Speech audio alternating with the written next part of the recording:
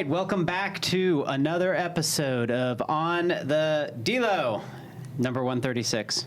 Welcome. Thank you so much for having me. 136. That's yeah, awesome. 136. Congrats. Yeah, not many people last past 36. Yeah, I'm on 53. Yeah, well, keep pushing. Yeah. Keep pushing away. So you drove up from Tucson, right? I did. Yeah? How was the drive? It was smooth as silk. I gave Really? myself 3 hours just in case. It only took me right about 2. It was perfect. Very cool. And what brought you into the armpit of society to go live in?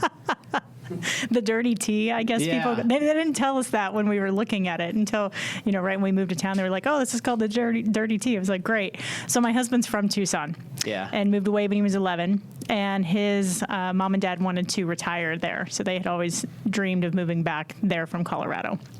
And so I was burnt out in restaurant operations and ready to start my own company, and we could not afford to do that in Denver. And my husband said, if you want to start your own thing, we're going to need to redesign our lifestyle. Yeah. And I said, okay, let's do it. So we were in the pool in Tucson visiting his parents, and I was just taken by the desert. I didn't know anything about it, didn't know anything about the town, and just looking at blue skies and palm trees. And then we started looking at real estate, and I was like, this is going to give us the financial freedom for me to be able to build something. Smart. To take 2 to 3 years to do it, and live a healthier lifestyle than we were living. Yeah. And it's been great. He golfs 4 days a week.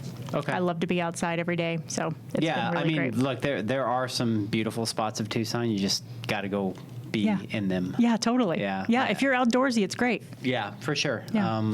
A lot of good hiking and Totally. like the Seven Falls and stuff like that. Yeah. I've been running. I wanted to get back into running. I trail run now. I love the creatures in the desert. They're just Creatures are cool. Yeah. They're cool. Especially it's when they different. don't bite you. And Yeah, everything wants to run away from me, which is great. Yeah. So where are I'm you not scared originally of it. from? What? So I'm from a small town in Missouri, right outside of Kansas City, called St. Joe. Okay. And then I moved to Colorado when I graduated high school. Gotcha. But you started in hospitality like when you were 10 or 15? Yeah. If I could have got out of the Right, house, slave labor. only child, so I was itching to get out. I was very independent and balancing the checkbook at 10, so I knew we needed to bring in some more money. 15, I started as a line cook. Yeah, little A mom line and pop. cook at yeah. 15? Yeah, it was perfect. I'm an introvert, so they stuck me in the corner flipping enchiladas, and I was happy as could be. Yeah. They pay more for line cooks back then, or? No. I don't. I was in high school. I don't Yeah. even know how much money I They was tipped making. you out, tips to the back of the house. Did that happen there? Yeah, no. Where was your first job at? It was a little Mexican restaurant called Barbosas. It's a family-owned joint in St. Joseph, Missouri. Still my favorite Mexican restaurant to this day. Yeah. No shit. Yeah, And you were it's incredible. 15 when you started. Yeah. Wow. Yeah, we don't need to talk about how old I am now. Well, and do the math. but you were 30 when you opened your own place, right? I became a managing partner. Okay. With a restaurant group in Denver when I was 30. How did that happen? When we moved to Denver in 2007, I became a general manager with a local group, and we opened a restaurant right in the heart of Larimer Square. Wildly successful. Italian, completely different concept than the town had seen. Was there for a little over a year and started to really get hungry for growth. And so I approached the partners, or the owners, majority owners, and said, I want to grow with the company. And we worked together to create a position, which in the independent world was everything. So marketing, events, HR, anything, employee benefits, training, operations, opening new concepts. So we ended up opening 5 additional concepts over 5 years. And I raised my hand and said, I'd like to be a partner in one of these. And they said, great, would you invest some money? And so we did that, about $10,000, which was a lot of money Back when we then, were 30 to go get a loan for that. And unfortunately, that restaurant failed miserably. So when you say we, were you with your My husband. now? Yeah. Okay. So my husband sold wine to restaurants for 15 years while I was in the restaurant world. So we were just eating and drinking for sport in the city when it was booming, which was awesome. And would you say that was the time that created the antithesis for what you've become today? Yeah. Yeah. Absolutely. Yeah. I mean, just being able to be in a position where you're opening different concepts, all completely different, the creativity, the innovation, that entrepreneurial spirit was really, really coming alive for me. I didn't realize it at the time, but I loved it. It was an absolute blast.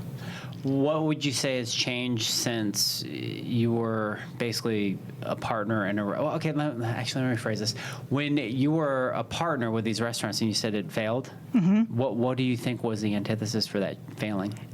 The concept did not work for the area. Okay. So because of the brand that we had, very chef-driven, ego concept, we thought we could put a restaurant into a neighborhood and it would draw from other neighborhoods, no matter what it was. Yeah. It was too expensive. It was casual French, a la carte. So people came in, families came in, the neighborhood came in. That location had been a dive bar for 60 years. Yeah, that's the reason why. In an up-and-coming neighborhood. So people started to come in and they'd sit down and they'd say, I don't want duck au l'orange and then a side of green beans, and then a side of mashed potatoes. I want chicken wings. Yeah. I want everything on one plate, and I want it for X price. And so we heard over and over and over again, this is too expensive, it's too expensive. And unfortunately, we sat down and talked about that a lot, and it just fell on deaf ears. So it kind of limped along for a little bit, and then, which was a shame because it was the only building we owned. So at the time, it probably felt like the world was falling down at you, but now when you look back on that situation, probably one of the best things that happened to you? Absolutely. Yeah. It really shifted my perspective as to leadership in the organization, right? When top line sales cure all, right? Right. And so when the shit gets real, and you start to see people responding or not responding in those type of moments, their character starts to really come alive. Right. And that's when I went, oh, fuck. Yeah. I got to get out of here. Wow. What did you do after that? So I reached out I was very active in the local community. And I'd reached out to two brothers that I had known that had a little restaurant group that had 6 locations. Okay. All the same concept. And I just wanted to go back to being a GM. I thought I had some things to learn, and I wanted to continue to work daytime so I could see my husband at nighttime and have dinner with him. And you wanted a paycheck? Yeah, consistent one, stable one. Right. So I reached out to the two brothers and I said, hey, what's the opportunity here? And they said, well, we're actually just getting ready to promote a regional manager. Do you want to talk about that position or GM? I said, let's talk about GM. And they offered me a position with running their busiest restaurant in Colorado, which was awesome. Really? Great. Crazy brunch. So what came with that as far as stress, alcohol, like all those things? Did all that parlay into your lifestyle? I think working more, I started having a relationship with alcohol in the restaurant business when I was 19. Yeah. Drinking shift drinks at the end of the night, being served by the managers, not having any idea how old I was. Right. And then continue just party. I'd go to school full time, I'd work full time, and then I'd go to the bar at nighttime. Yeah. I lived alone. It was my social outlet. Yeah. What year did you get married? Oh, my husband's going to kill me. 2007. Well, I'm sorry. How old were you? How old was I? 24, so you're 25. 24. So from 19 to 24, you're on a wild streak. I'm on a wild streak. I was a very sheltered kid. I am an introvert. This made me an extrovert. It was a world I'd never known. And you meet your husband in the industry. We met in college doing a project on wine. Yeah. And he was managing a restaurant, Italian restaurant at the time, as a wine buyer. So I get into studying before the brunch world, fine dining, becoming sommelier, both of us, and then studying with mixologists out of New York. So I had a really deep appreciation for spirits and for alcohol. Yeah. And pairing it, and I loved it. It was great. It was your life.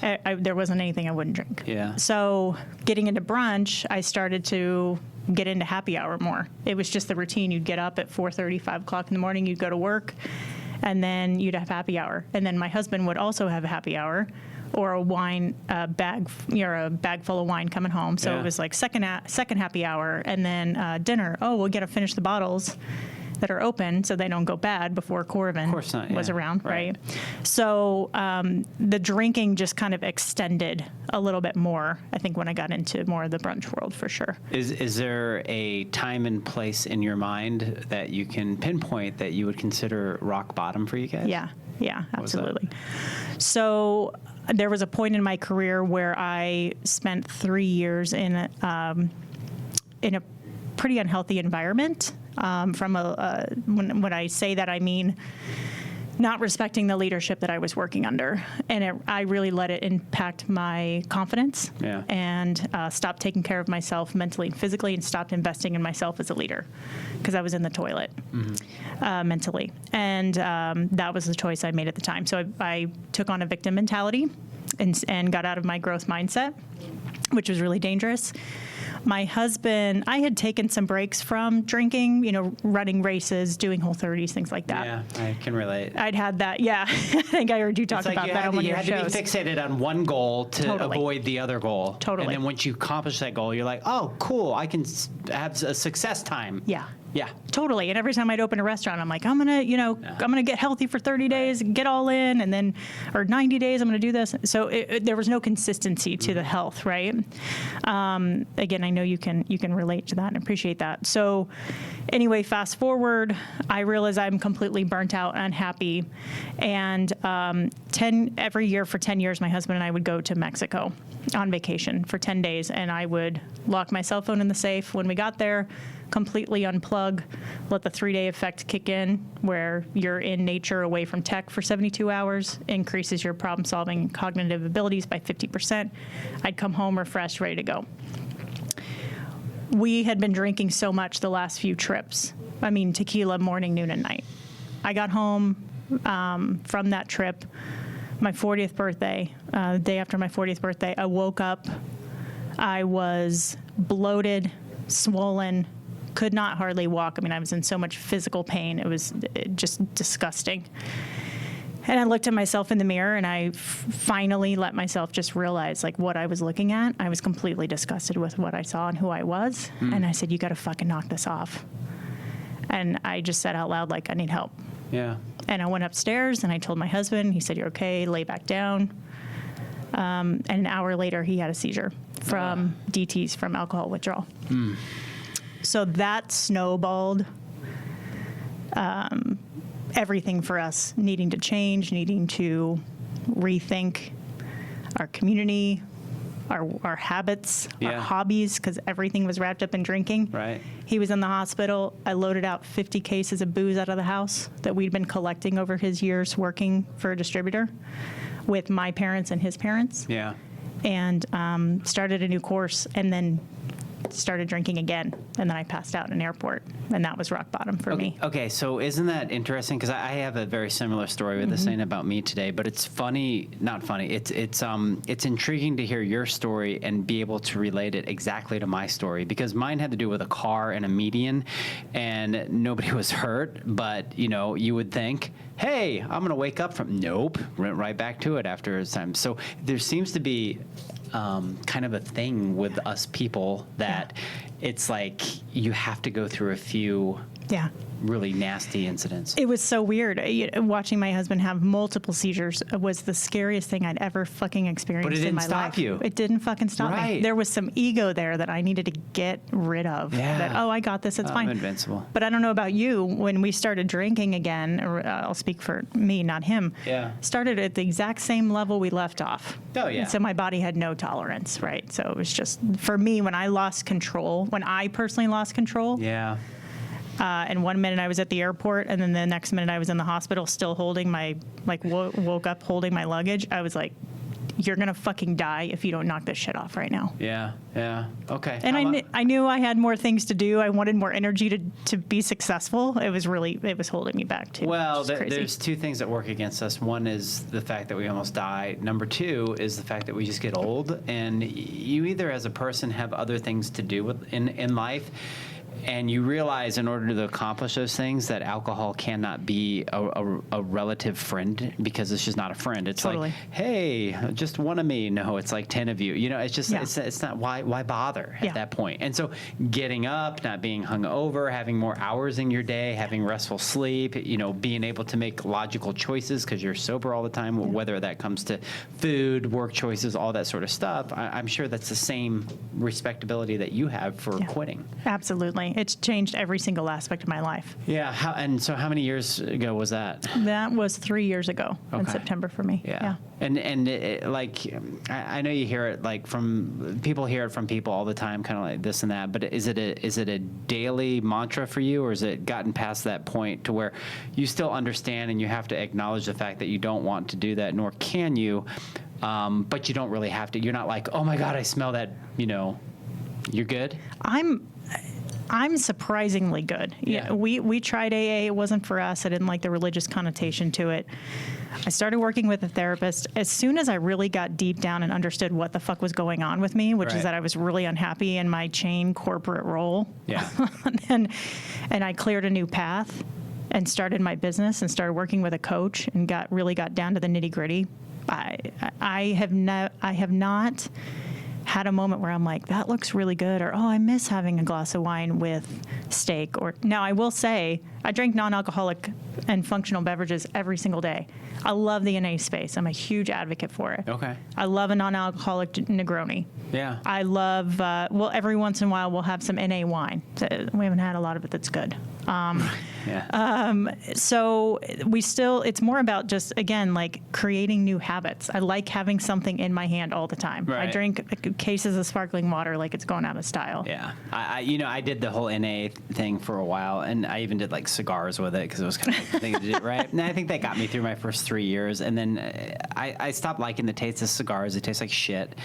And NA beer just had too many carbs. I was like, I'm not doing this anymore. But it just had that after. I'm like, you know what, screw it. I'm completely done. But the NA space, you bring up a good point. It's a really good space right now. And I think it's a logical space for people to be able to be safe. And because at the end of the day, this story is not necessarily about us, although it's about you, per this podcast. But I think the overreaching arc of what we're talking about is the safety and the health of just society. Yeah. And I am an advocate of people being able to do what they can do within their own lives. It's your life, your body, you figure that out. But what I'm not an advocate for is utilizing something in a contextual way that ignores the safety of others. And that's just drinking and driving. Totally. I just see too much of that shit go on, and Totally. too many people get killed. Absolutely. I've seen, and I don't know if they're drunk driver related, but I know we live in a really dangerous state when it comes to driving. I've never seen things like I've seen here before. It's incredible. No, it is. And, you know, I would be a hypocrite to say that, you know, back in my time that I, you know, look, I probably, whatever I drank, I would have blown something that would have been over that limit. I mean, that's the reality. That's a fact. Yeah. Thank God I never hurt anybody, Same. even myself. Yeah. And I maybe I certainly have regrets about that. But when I utilize the word regret, I don't look down on myself for it. I just look at myself as like, that's a big learning experience and a blessing from, you know, to me, that's real religion, is when you kind of get that blessing from above. That's like, and it's funny you say that about AA, because I'm like, you know, Jesus made wine. How the hell is he involved with this 12-step program? This doesn't make any sense. Like, Jesus made wine and fish and bread and everybody was drinking. So anyways, that's a side object. But it never really resonated with me either. I was one of those people where I was like, you know what, I'm just done. Yeah. And I just quit one day. That was it. Nice. All done. Yeah. But again, I want to make it real clear, and I think you would advocate the same way, is that we're not against people and drinking and alcohol. We have our story. Yeah. We just, it's a great industry. It's an industry that makes me, you know, a lot of connections, and I'm able to protect people from things that do happen within that, and it's not going anywhere. Right. I told myself I was really good at drinking for a while. I was never good at drinking. I couldn't control it. And so for me, when I think about, if I do ever think about like going back, or somebody asks me, I could never have just one. That doesn't sound good to me at all. It's stupid. And Who does and now again, looking at everything that I've been able to build because of all this space and energy and clarity that I have, Yeah. it just doesn't play any role for me. There's no desire there. Yeah, look, the only thing of one that anybody usually should have is like a wife or a husband, unless you're in a polygamy. And Diddy likes a lot of cookies. Diddy eats like a lot of cookies. He can't just have one cookie. All right, Hospitality Leaders Roadmap. Tell me about this book that you've written and why you wrote it and a little bit what it's about for the crowd. Yeah, so, Hospitality Leaders Roadmap, Move from Ordinary to Extraordinary. I'm on a mission to create as many leadership development resources to hospitality leaders as possible. They're lacking. Mm-hmm. And I believe if you want to be successful in the restaurant industry as a leader, you got to fucking figure it out on your own. So let me interrupt you on that. Why the fuck should they care? Why should they care about one? Well, I'm hoping that people want to make this a career and want to make the industry sustainable. So do you think, it's amazing. Because I'm going through this right now, and this is great that we're talking about this.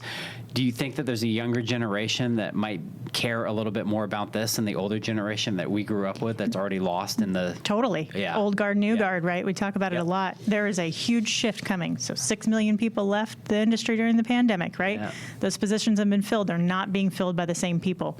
These people are coming into the industry now with an expectation that they're going to be taken care of. They also want to set some boundaries. They're challenging operators to do things differently than they ever have before, and the old guard fucking hates it. Yeah. And they don't understand, and they're bitching about it, right? Yeah.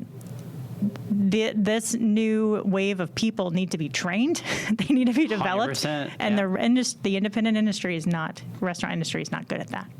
They don't have systems in place for that. And I know that firsthand. Well, this is a memoir, right? This is you telling a story about what you went through, and you're utilizing your story and your history and your proof of fact to educate and help through storytelling. Absolutely. This book is full of 36 lessons of what to do and what not to do at every stage in your career. So again, line cook at 15 to managing partner at 30 to working for a company that was independently owned that went from 6 to 48 locations in 7 years to burnout to becoming mentally fit, how to do that, and then to sleeping with people in the same organization. Totally. Sex, drugs, and alcohol. It's chapter 2, right?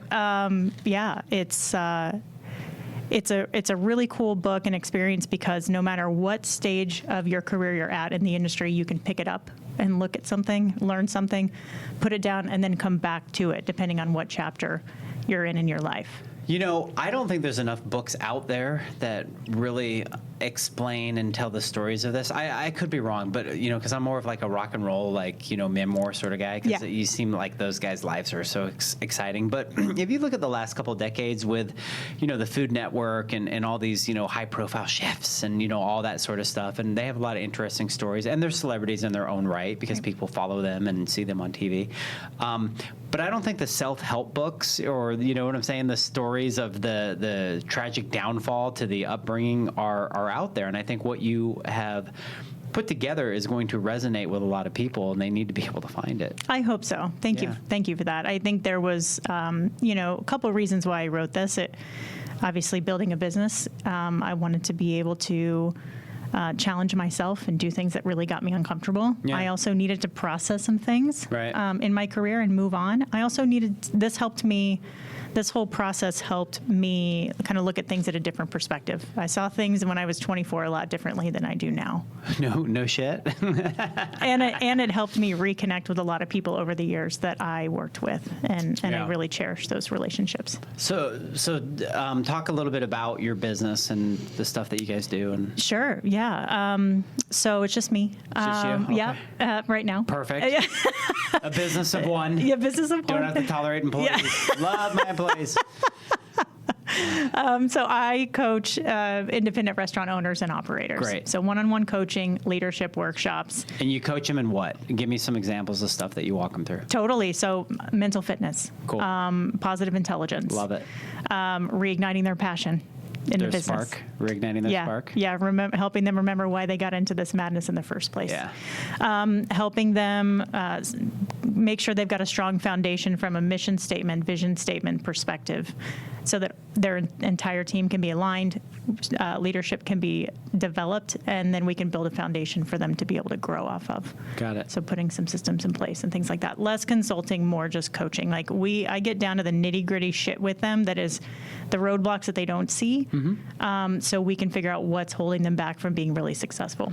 Well, more times than not, when you're in it, there's a lot of stuff you can't see. Totally. You have blinders on, you know? And so if you have a coach, which I'm a coach for many of people, and most of the time what I find out is that people just want somebody to talk to either reassure them or to basically be told that, you know, they probably should maybe try something different. Totally. And you know this from working with people in the industry, because they're in their business so much, they rarely take the time to slow down. Yeah. So being able to spend an hour with them to slow down and strategize and go, can we just take a look at what's actually going on? 1000%. A lot of times they're doing the right things. Like you said, they just need somebody to be on their side and reassure them. Yeah. Or just make a small shift in order to reach that next level. They just need a buddy. Yeah. And they need to pay for that buddy because we have to pay our mortgage, goddammit. Yeah, you know. Now you take clients all over the U.S. Yeah, and okay. I do. Yeah, and you California, Denver. Also, okay. Will you also see people in person if it's yes. locally? Okay. Yeah, I have clients in Tucson too. Very cool. Yeah. Well, that's amazing. When does the book come out? Is it out? What? October 15th. Okay. On Amazon. Okay, October 15th. Make a note of that. And so tell me also, before we kind of wind this up a little bit, tell me a little bit about you personally and like your daily habits, your non-negotiables, like what you do on a day in, day out business. Because I think it's important from a business aspect, somebody that owns their own business, now written a book. What is helping you stay on the path of what you feel is now your success, so people can learn from that? Yeah, thank you. I love talking about this. This is kind of the next step in my business journey, is creating an operating system for how to be mentally fit. Love it. I am crazy protective of my 3 hours every morning, my morning routine before I even let the world turn on. Okay. So I get up between 4:30 and 5 a.m. Perfect. I have been studying nutrition for the last couple of years and trying to figure out what's happening with my body over 40 as I age as a woman. Don't call my wife. Okay, good. I'll need her number. Yeah. So I am planning my meals, looking at macros very intently, and taking my dogs out for a walk. They are my life and keep me very active. So we get outside every morning, and then I come home and I work out. I do sprints or heavy weights or Pilates or yoga based on what I need. Meditate or journal. It's not the same thing every day. Again, I just make adjustments based on what's going on mentally and physically. And then I get myself ready for the day. Dude, are you my twin or what? I told you I listened to your show. I got and to I was show you like, my macro resonate. calculator. It's like, that's so funny.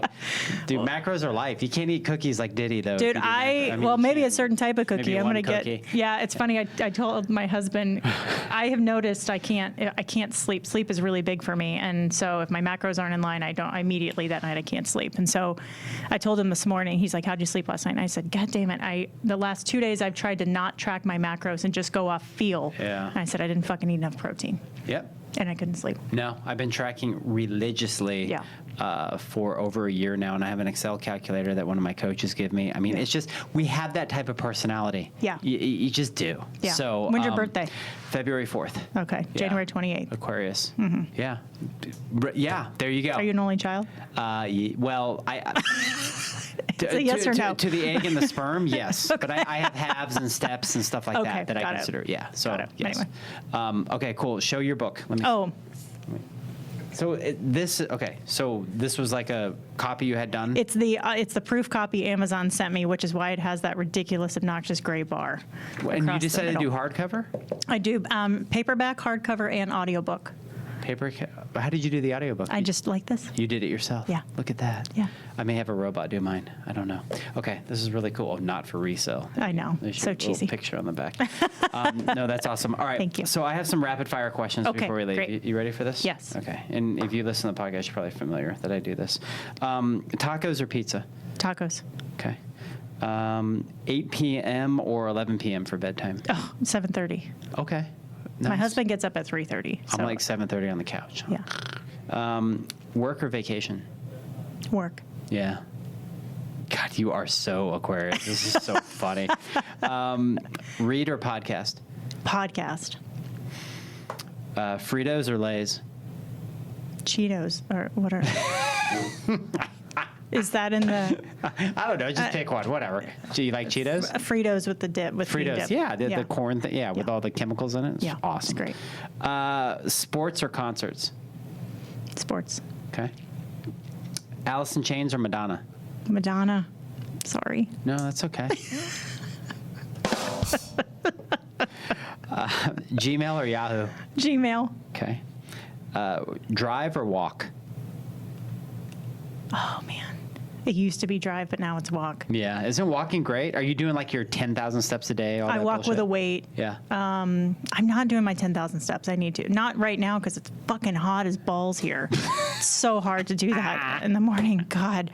I should get a walking pad. But yeah, now it's walking. Yeah. Balls can get hot here. Trust me. That's what I hear. That's what I hear. So you wear black pants in a black car with no ball cooler anymore. Okay, last but not least, this is a true hospitality podcast here. I'm telling you, people, you can take the alcohol out of us, but you can't take the mouthiness, right? 100%. Farmers market or the carnival? Farmer's market. Yeah. I grew up at a Catholic school with the carnivals in the parking lot, so I was a little fearful of carnies when I was wearing a plaid skirt. But I love the farmers markets here year round. They're pretty special. Yeah, you go get your organic stuff and... Just love talking to the farmers and seeing what they can grow in the desert because it's a feat. It's totally amazing. It's awesome. Well, for the audience, just vocally, and I'll put it in show notes because I have AI read all this and take it all out. So your website, again, repeat the book's title, Yep. any of your social stuff. Sure. So I'm really active on LinkedIn at Kristen Marvin. The book is The Hospitality Leader's Roadmap, Move from Ordinary to Extraordinary, available paperback, hardcover, and audiobook on Amazon, October 15th. And best way to reach me is my cell phone, 719-494-6074. Careful. A lot of creepers listen to this.